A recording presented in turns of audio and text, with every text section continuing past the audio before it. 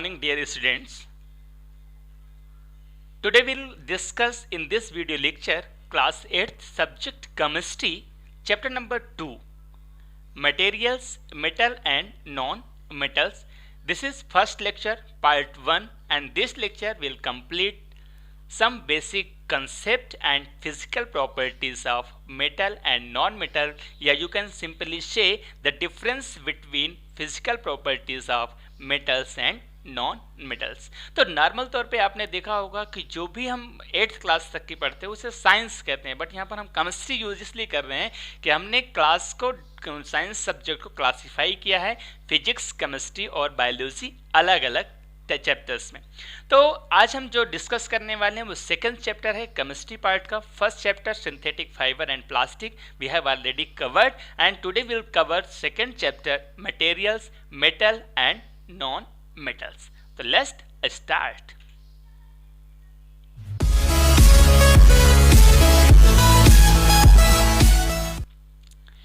नमस्कार, मैं हूं कल्याण सिंह चंदेल और आप इस समय देख रहे हैं सद्गुरु ऑनलाइन क्लासेस यूट्यूब चैनल।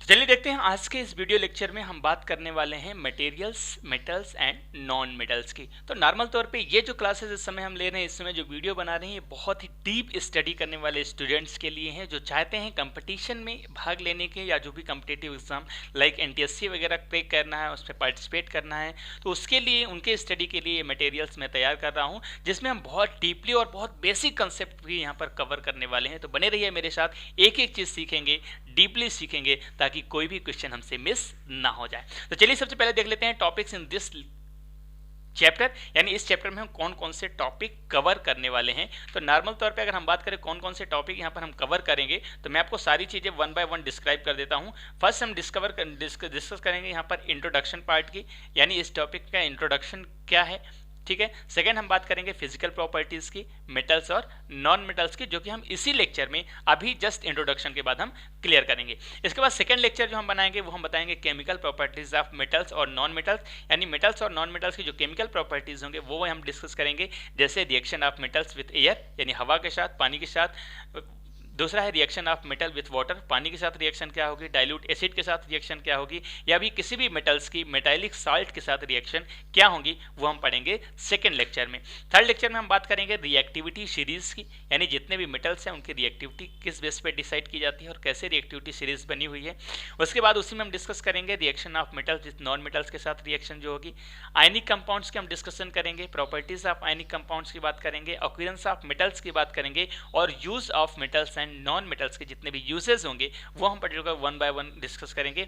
इसके बाद इसी चैप्टर में हम डिस्कस करेंगे extraction of metal from ores, ore से मेटल का एक्सट्रैक्शन कैसे किया जाता है, उसमें कौन कौन से स्टेप इन्वॉल्व होते हैं, उसके कुछ इंपॉर्टेंट टर्म्स हैं, जैसे आपका कैल्सिनेशन होता है, एनोडाइजिंग होता है, रोस्टिंग होता है, वो सब हम यहाँ पर डिस्कस करेंगे।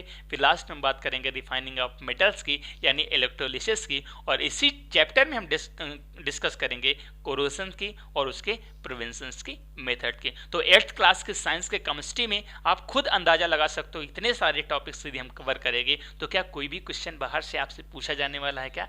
नहीं। तो ठीक है, बने रहिए और स्टार्ट करते हैं। सबसे पहला टॉपिक इंट्रोडक्शन। अगर इंट्रोडक्शन की बात करें तो सबसे पहला इंट्रोडक्शन, जब हम मेटल एंड नॉन मेटल्स की बात करेंगे तो वहाँ पर सबसे पहला पॉइंट आता है हमारे पास एलिमेंट। तो पर्टिकुलर एलिमेंट क्या होता है, तो you all know better what is element. An element is the simplest form of matter, यानी किसी भी मैटर का जो सिंपलेस्ट फॉर्म होता है, या कह सकते हैं सबसे स्मॉलेस्ट यूनिट जो होती है, उसे हम कहते हैं इस एलिमेंट्स, ठीक है।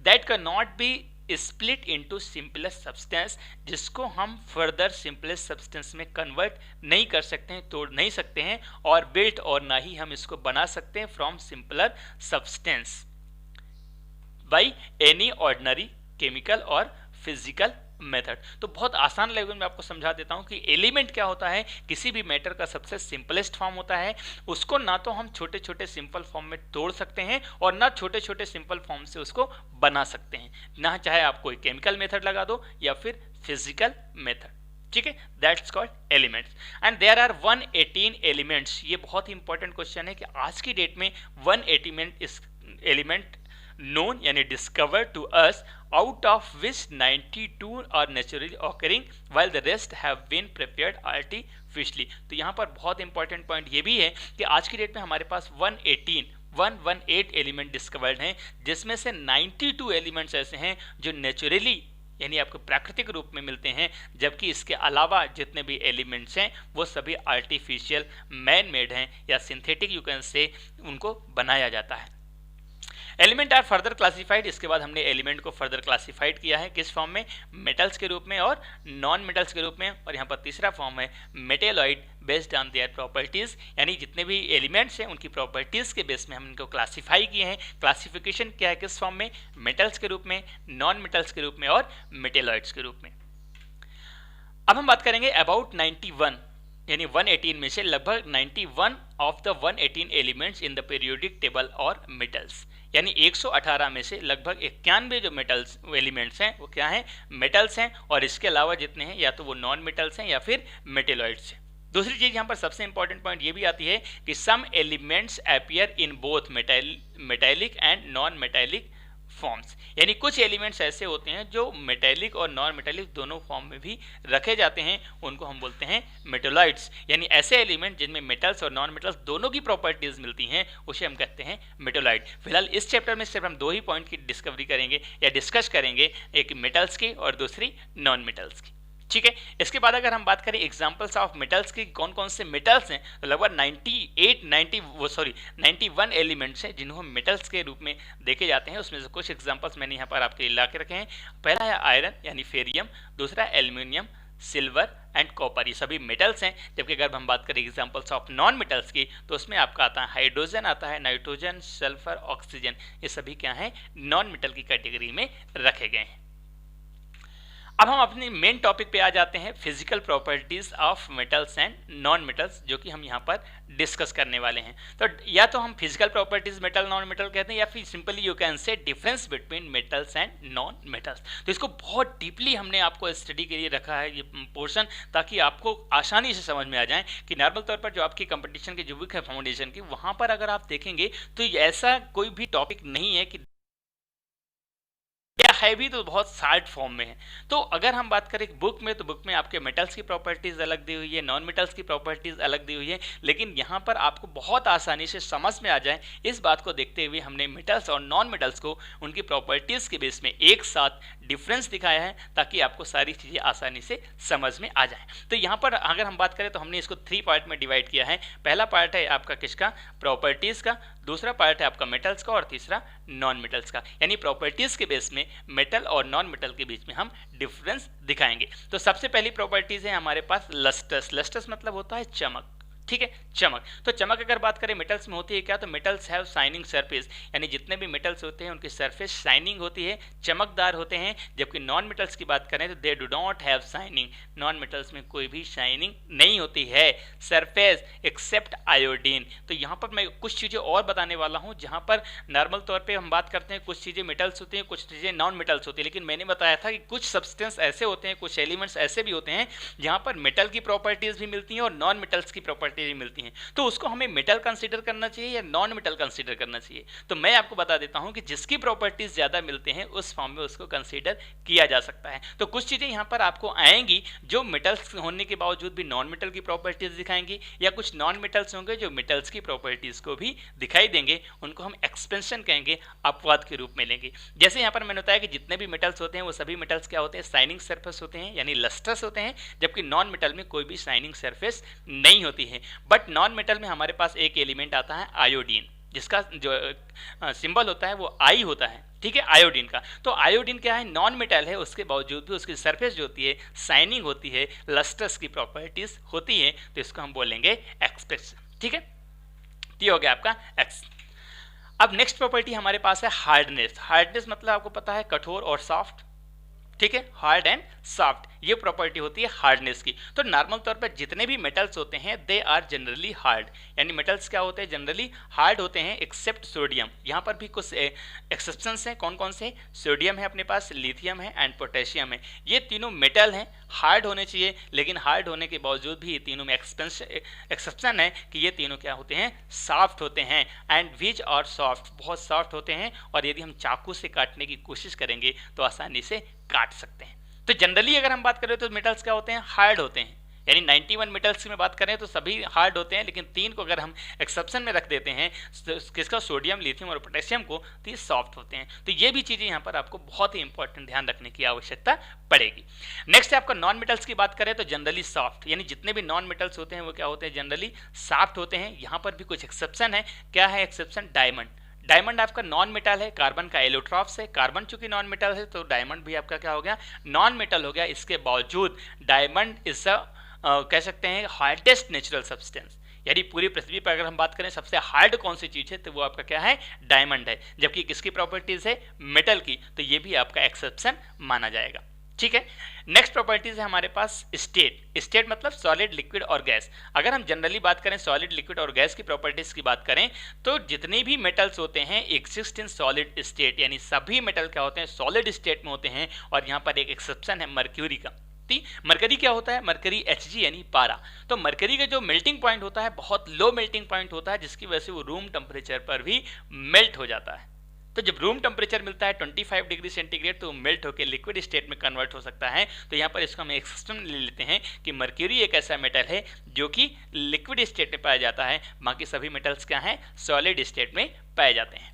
अगर हम नॉन मेटल्स की यहाँ पर बात करते हैं तो नॉन मेटल क्या है, exist in solid and gaseous state, यानी जितने भी नॉन मेटल्स होते हैं वो क्या होते हैं, वो या तो सॉलिड स्टेट में होते हैं या फिर गैसेस स्टेट में होते हैं। यहाँ पर एक आपके पास नॉन मेटल है ब्रोमीन, जो कि हमेशा लिक्विड स्टेट में पाया जा सकता है। तो हमेशा ये क्वेश्चन आपसे पूछा जा सकता है कि ऐसा कौन सा नॉन मेटल है जो लिक्विड स्टेट में पाया जाता है, तो वो सिंगल एलिमेंट है जिसे हम बोलते हैं ब्रोमीन। तो ये आपका एक्सेप्शन है कि नॉन मेटल्स की प्रॉपर्टीज क्या है कि वो सॉलिड और गैस स्टेट में ही होता है, लेकिन एक्सेप्शन कौन सा है, ब्रोमीन है, जो कि हमेशा लिक्विड स्टेट में पाया जाता है। तो ये होगी आपकी थर्ड प्रॉपर्टी। अब हम बात करते हैं फोर्थ प्रॉपर्टी की। फोर्थ प्रॉपर्टी है आपकी मेलाइबिलिटी। तो मेलाइबिलिटी क्या होता है, अगर हम पहले मेलाइबिलिटी की डिफिनेशन की बात करते हैं तो मेलाइबिलिटी क्या होता है कि metals can be beaten into thin sheet, यानी किसी भी मेटल्स को या किसी भी सब्सटेंस को यदि हम हैमर से मेल्ट करते हैं या बीट करते हैं तो वो थिन शीट में कन्वर्ट हो जाता है, पतली शीट में कन्वर्ट होता है, और इस प्रॉपर्टी को हम बोलते हैं मेलाइबिलिटी। तो जितने भी मेटल्स होते हैं metals can be beaten into thin sheet, यानी मेटल्स क्या होते हैं, पतली शीट में मेल्ट हो सकते हैं, और इसीलिए हम इन्हें क्या बोलते हैं, मेलाइबल। ठीक है, तो जितने मेटल्स होते हैं वो क्या होते हैं, मेलाइबल होते हैं। Gold and silver are the most malleable metals, और सबसे ज्यादा मेलाइबल कौन से होते हैं, तो gold and silver are the best malleable metals. लेकिन अगर हम नॉन मेटल्स की यहीं पर बात करेंगे तो नॉन मेटल्स क्या होते हैं, और नॉन मेलाइबल, यानी नॉन मेटल्स क्या होते हैं, नॉन मेलाइबल सब्सटेंस होते हैं। यानी यदि हम नॉन मेटल को हैमर से बीट करेंगे तो वो छोटे छोटे टुकड़ों में कन्वर्ट हो जाएंगे, पतली शीट में कन्वर्ट नहीं होते हैं, और इस प्रॉपर्टी को हम बोलते हैं मेलाइबिलिटी। नेक्स्ट आपका है डक्टिलिटी। डक्टिलिटी मतलब हिंदी में बोलते हैं तन्यता, यानी किसी भी मेटल्स को या किसी भी एलिमेंट को पतली वायर के रूप में कन्वर्ट करने की जो प्रॉपर्टी होती है उसे हम बोलते हैं डक्टिलिटी। यानी कोई भी मेटल ले लो तो इसको पकड़ के अगर ऐसे खींचेंगे बहुत ज़्यादा फोर्स लगा के तो वो पतली वायर के रूप में कन्वर्ट हो जाती है। इस प्रॉपर्टी को क्या बोलते हैं हम, डक्टिलिटी बोलते हैं। तो अब डक्टिलिटी की अगर बात करें तो metals can be drawn into thin wire, यानी जितने भी मेटल्स होते हैं उसको हम पतली वायर के रूप में कन्वर्ट कर सकते हैं, यानी जितने भी मेटल्स होते हैं वो क्या होते हैं, डक्टाइल होते हैं। बट अगर नॉन मेटल्स की बात करेंगे दे और नॉन डक्टाइल, अगर कोई भी नॉन मेटल लेंगे उसको ऐसे खींचेंगे तो बीच से टूट जाएगा, जैसे नॉन डक्टाइल होता है। अच्छा, यहाँ पर बहुत अच्छा एक फैक्ट मैं आपको बताने वाला हूँ कि मेटल्स की डक्टिलिटी कितनी ज़्यादा होती है। तो मैंने बताया कि सबसे ज़्यादा डक्टाइल या मेलाइबल कौन से होते हैं, गोल्ड और सिल्वर। तो यहाँ पर अगर हम बात करें सबसे ज़्यादा कौन होता है गोल्ड और सिल्वर में, तो गोल्ड सबसे ज़्यादा मेलाइबल और सबसे ज़्यादा डक्टाइल होता है। चलिए एक एग्जाम्पल आपको देता हूँ। जैसे मान लेते हैं मेरे पास 1 ग्राम सोना है, 1 ग्राम गोल्ड है, ठीक है। अब आप बताइए 1 ग्राम गोल्ड को यदि हम पतली वायर के रूप में कन्वर्ट करेंगे तो कितनी लंबी तार बन सकती है, कितनी बन सकती है, चलिए मान लेते हैं 2 मीटर बन सकती है, नहीं। 20 मीटर बन सकती है, नहीं। फिर 200 मीटर बन सकती है, नहीं। और ज्यादा, यस, कितनी, 2000 मीटर, यानी कह सकते हैं कि 2 किलोमीटर, यानी 1 ग्राम गोल्ड से लगभग 2 किलोमीटर लंबी तार बनाई जा सकती है। अब आप अंदाजा लगा सकते हैं कि 1 ग्राम कितना कम होता है और उसमें से 2 किलोमीटर लंबी तार बनाई जा सकती है। आप अंदाजा लगा सकते हैं कितनी पतली तार होगी। ये प्रूव करता है कि उसकी डक्टिलिटी या उसकी मिलायबिलिटी कितनी ज्यादा है। ये हो गया आपका 4 एंड 5th प्रॉपर्टी। आइए देखते हैं 6th प्रॉपर्टी। चलिए अब बात करते हैं, हमारे पास कुछ रिमेनिंग प्रॉपर्टीज हैं। जैसे नेक्स्ट प्रॉपर्टी है प्रॉपर्टी नंबर 6, डेंसिटी। डेंसिटी मतलब क्या होता है कि अगर पर्टिकुलर डेंसिटी की बात करें तो D=m/v, और डेंसिटी जो है डिपेंड करता है किस पे। मान लेते हैं कोई भी मैटर है, कोई भी सब्सटेंस है, उसमें जो पार्टिकल्स होते हैं उनके बीच में डिस्टेंस कैसे है, उनकी सघनता कितनी, उनकी कितने पास पास हैं। जैसे सॉलिड के पार्टिकल्स सबसे पास पास होते हैं तो उनकी डेंसिटी हाई होती है, लिक्विड के पार्टिकल्स थोड़ा सा दूर दूर होते हैं तो उनकी डेंसिटी सॉलिड से कम होती है, या गैस के पार्टिकल्स बहुत दूर दूर होते हैं इसलिए गैस की जो डेंसिटी होती है वो सबसे कम होती है। तो ये डिपेंड करता है डेंसिटी पे। तो नॉर्मल तौर पे अभी हमने बात की थी कि जितने भी मेटल्स होते हैं वो क्या होते हैं, सॉलिड होते हैं, हार्ड होते हैं, इसका मतलब उनकी डेंसिटी भी ज़्यादा होगी। तो जनरली हैव हाई डेंसिटी, यानी जितने भी आपके मेटल्स होंगे उनकी डेंसिटी क्या होगी, हाई होगी, एंड हाई मेल्टिंग पॉइंट, और इनका मेल्टिंग पॉइंट भी क्या होगा, हाई होगा, ज़्यादा होगा। लेकिन यहाँ पर कुछ एक्सेप्शन है। कौन कौन से?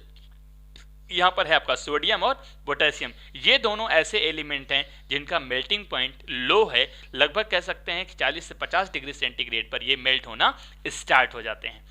दूसरा, अगर हम नॉन मेटल्स की बात करें डेंसिटी के बेस पे, तो have high density and low melting point, यानी जितने भी नॉन मेटल्स होते हैं उनकी जो डेंसिटी होती है वो लो होती है और इनके मेल्टिंग पॉइंट भी लो होते हैं। द रीज़न इज, अभी जस्ट हमने पढ़ा था कि जितने भी नॉन मेटल्स होते हैं उनकी वो क्या होते हैं, गैसियस या फिर लिक्विड स्टेट में पाए जाते हैं। तो जो गैस स्टेट में है इसका मतलब उसका डेंसिटी लो होगा और साथ में इनका मेल्टिंग पॉइंट भी लो होता है।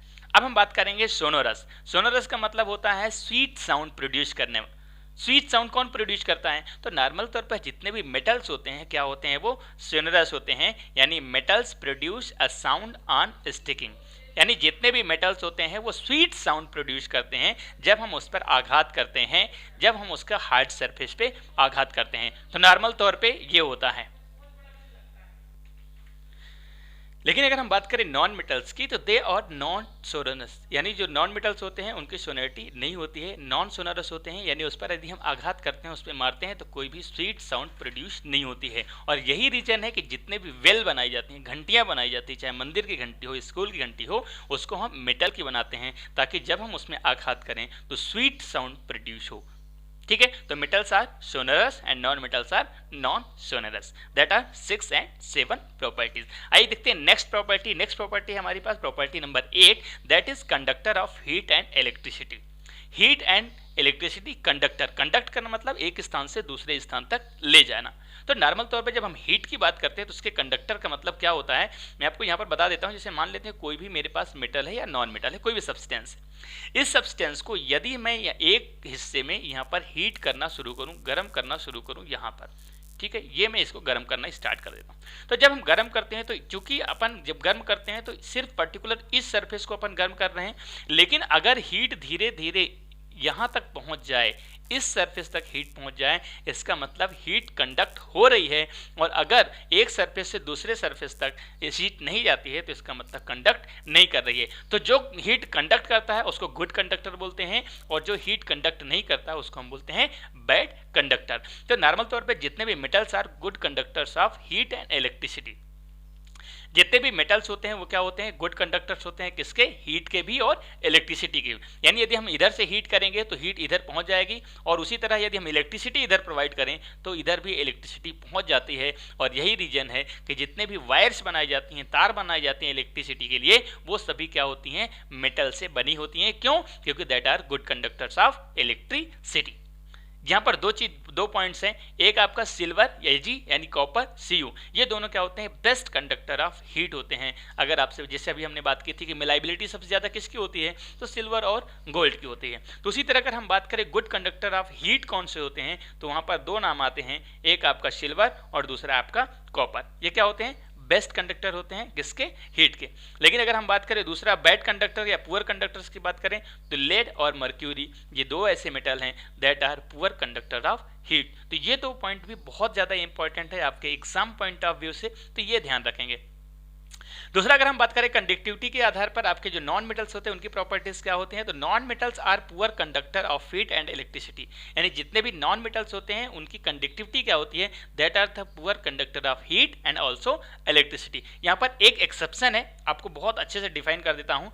Graphite, graphite is the allotrope of carbon. Graphite जो होता है कार्बन का एलोट्रॉप होता है, कार्बन आपका नॉन मेटल है, इसका मतलब ग्रेफाइट भी नॉन मेटल है। लेकिन नॉन मेटल होने के बावजूद भी that are the good conductor of electricity, यानी वो इलेक्ट्रिसिटी को बहुत अच्छा तरीके से कंडक्ट कर सकता है। अगर एग्जांपल्स की बात करें तो graphite are used in cell, जो सेल होता है कोई भी बैटरी होती है उसके अंदर एक ब्लैक कलर की जो रॉड डली होती है उसे बोलते हैं ग्रेफाइट, या फिर जो लिखने की जो पेंसिल हम यूज करते हैं उसके अंदर जो ब्लैक रॉड पर डली होती है उसको भी हम ग्रेफाइट कह सकते हैं। That is the good conductor of electricity, जबकि वो क्या है, नॉन मेटल है। तो ये आपका एक्सेप्शन है, उसको भी ध्यान रखेंगे। इसके बाद नेक्स्ट प्रॉपर्टी है आपका ऑक्साइड।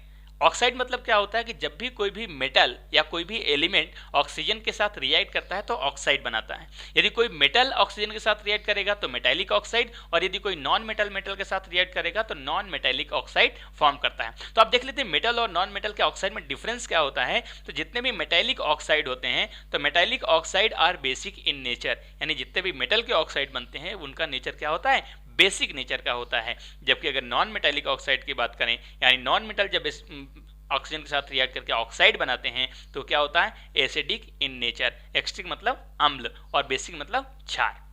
ठीक है, चलिए नेक्स्ट देख लेते हैं। यहाँ पर कुछ एक्सेप्शंस और भी हैं, जिससे मैंने आपको सारे एक्सेप्शन यहाँ पर बता दिए हैं। तो some exception in physical properties of metals and non metals कौन कौन से हैं, कुछ हैं जैसे मर्क्यूरी और गैलियम, मर्क्यूरी एंड गैलियम। तो मरकरी क्या होता है और गैलियम, ये दोनों क्या होते हैं, ये दोनों मेटल होते हैं। इसके बावजूद are metals but room temperature they are in liquid state, यानी मेटल होने के बावजूद भी जो रूम टेम्परेचर होता है वो उसमें क्या होते हैं, लिक्विड स्टेट में पाए जाते हैं। क्यों, क्योंकि इनका जो मेल्टिंग पॉइंट होता है वो बहुत लो होता है, कम होता है।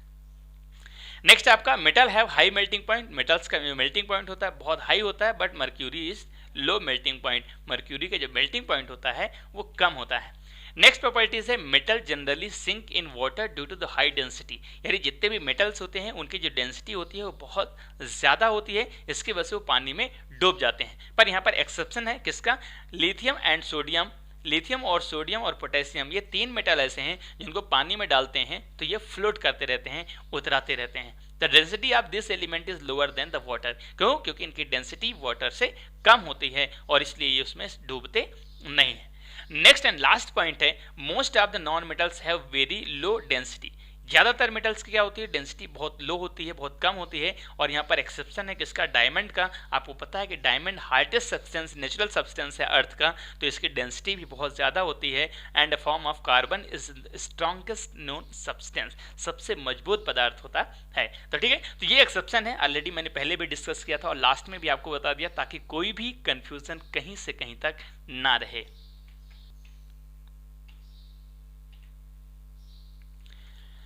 ठीक है, तो इसमें कुछ चीज़ें थी, मैंने आपको सारी चीज़ें डिस्क्राइब कर दी हैं, आपको सारी फिजिकल प्रॉपर्टीज़ मैंने एक्सप्लेन कर दी है वन बाय वन। उम्मीद है आपको सारी चीज़ें समझ में आई हैं। अगर आपको वीडियो पसंद आता है, आपके लिए उपयोगी सिद्ध होता है, तो please like our video and share to all other your friends. अगर अभी तक आप चैनल में नए हैं, चैनल को सब्सक्राइब नहीं किया, तो please subscribe our channel and press the bell icon for daily notification. Thank you so much again for watching this video. Please like, share and subscribe our channel and press the bell icon for daily notification. Thank you so much. Bye bye. Take care. Jai Hind.